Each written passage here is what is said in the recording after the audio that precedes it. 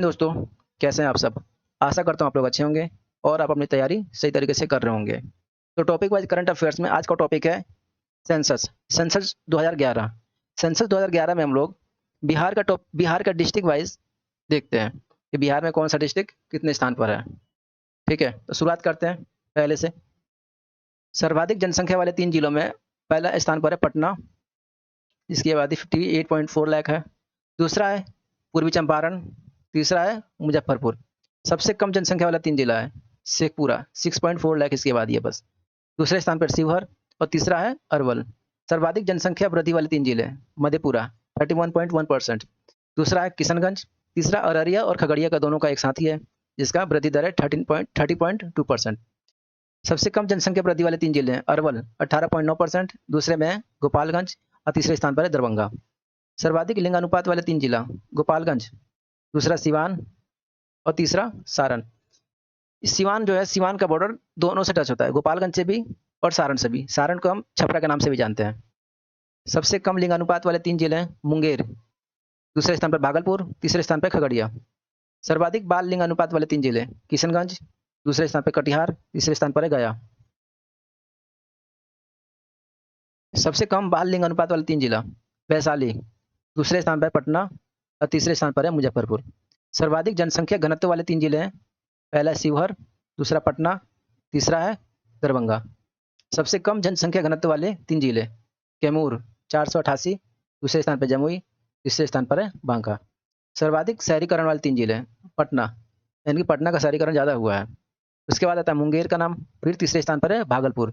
सबसे कम शहरीकरण वाले 3 जिले समस्तीपुर और बांका, दोनों का शहरीकरण सिर्फ 3.5% ही है।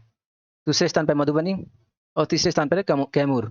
सर्वाधिक साक्षरता दर वाले 3 जिले रोहतास 73.4%, दूसरे स्थान पर है पटना, तीसरे स्थान पर है भोजपुर।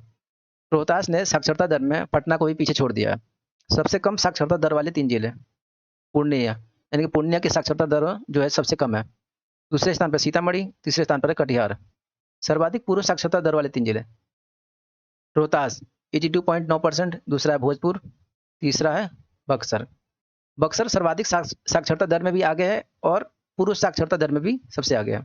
सबसे कम पुरुष साक्षरता दर वाले 3 जिले पूर्णिया, दूसरे स्थान पर कटिहार और तीसरे स्थान पर है सीतामढ़ी।